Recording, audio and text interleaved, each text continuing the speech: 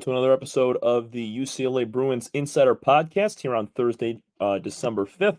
Today we're going to be looking at a few different football seniors that are declaring for the NFL draft, one that's hitting the transfer portal, and then we're also going to do a little mini preview on this Oregon Ducks team that the men's basketball squad is going to take on Sunday. It's going to be the toughest test for the Bruins men's basketball squad under head coach Mick Cronin that they've had all season long.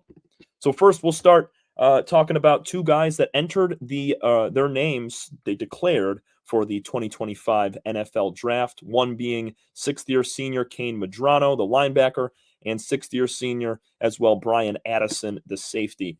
We'll start with Medrano. He spent all 6 of his collegiate seasons with the Bruins. He comes out of Pueblo, Colorado, so not a homegrown guy of California, but still, he spent enough time there. He finished with a 3-3 record against USC in his time and put in a lot of work over his several seasons with the program. I mean, he got better every single year. Total tackles went from 4 to 24, 38, 56, and this year he had 72.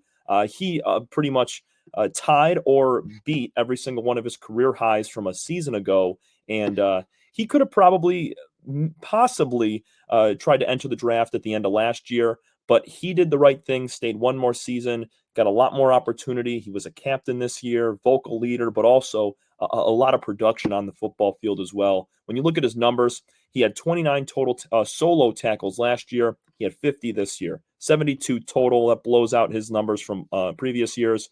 He only had a sack and a half, which is still solid. He had 2 a year ago. 3 forced fumbles. That is incredible.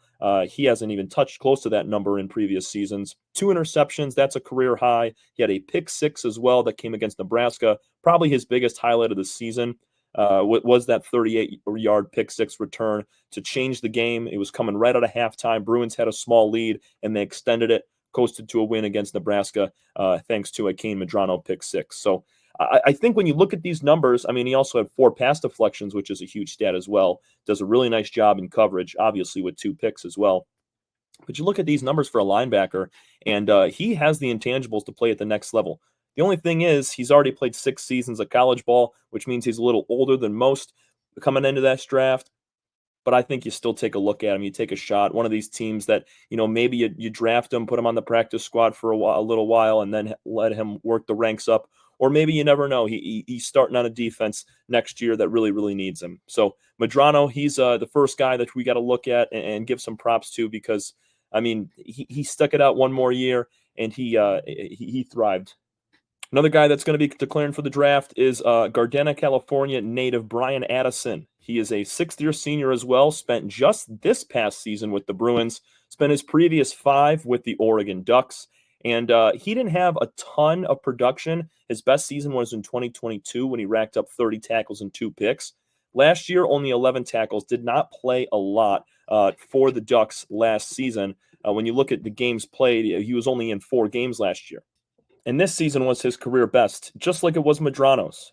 43 total tackles. He had 5 pass deflections, 2 interceptions, a pick 6 as well, and that pick 6 coming against his old team. Obviously, the Bruins, they lost to number 1 Oregon at the time, but he was able to grab a pick 6 against his old team, which is pretty sweet, and he'll remember that forever. But this is an interesting situation for Addison because he could have stayed complacent, stayed on a team that's got a chance to win a national championship this year as the number 1 overall team in the nation. But he wanted more for himself. He wanted more opportunity, and he did that and succeeded in the process, which has allowed him to be able to go to the draft. I guarantee you, if Addison stays with the Ducks for his 6th year, he probably doesn't have this same sort of season, probably doesn't have the same sort of opportunity and production to be able to even have a chance to enter his name in. So great job from Brian Addison to take a chance on himself, join the Bruins program, show up and show out, and now he's got a chance to be drafted in early April at Lambeau Field where the draft will be held. Moving on to sadder news here for the Bruins. They're going to lose a guy. Senior wide receiver Logan Loya has entered the transfer portal. He announced on his Twitter/X. And when you look at his numbers over the course of his 5 seasons with UCLA, they were never outstanding. I think his 2023 season was his best, which actually this was an outstanding season. He had 59 receptions, 655 yards, and 5 touchdowns. Good year for Logan. And when he was coming back into this season in 2024, I think he wanted the same or even more of an uptick in opportunity and success than last year. So the fact that Logan only was able to grab 29 total receptions for 348 yards and 4 touchdowns, I mean, he might have been targeted in the red zone a lot and had those 4 touchdowns, but the amount of receptions is down by 30. The amount of yards that he received was 300 less. And because of having guys like Quasi Gilmer and a lot of the other passing threats around that Bruins offense, J. Michael Sturdivant as well, it was tough for Logan to be that featured number one wideout, and he just didn't have that sort of production this year. Now, he has spent all 5 seasons with the Bruins, and he's kind of doing a reverse flip of what Brian Addison did, spending 5 seasons at a different Pac-12 school and then transferring over. But it's going to be wherever Logan lands, their team's going to get a very good pass catcher who's got good vertical break, can get out of routes easily, create space, and a nice catch radius as well. I think he just was looking for a little more production this year. Obviously, he wasn't bad. It's not like he got 50 targets and caught only 29 of them. He just didn't get as many passes. He just not as much snaps. So going forward, I think Loya is going to find a place where he can fit in as the number one or number two and impact the team that way. And who knows, maybe he could have his best season in 2025 as he uses his final year of eligibility. So that's going to wrap up talking about some of these seniors, some of these exits for the Bruins football squad. And now we're going to move over to men's basketball and talk about the number 12 team in the country, the Oregon Ducks, who the Bruins will play on Sunday afternoon at 4 p.m. This game taking place at Oregon. It's going to be the first road matchup for the Bruins since November 8th when they lost to New Mexico. We talked a little bit about that yesterday, recapping their win over Washington to start out on the right foot in Big Ten play. But this is a completely different team from what they saw in Washington. They average over 80 points a game, which is 10 or more points than what the Huskies were scoring.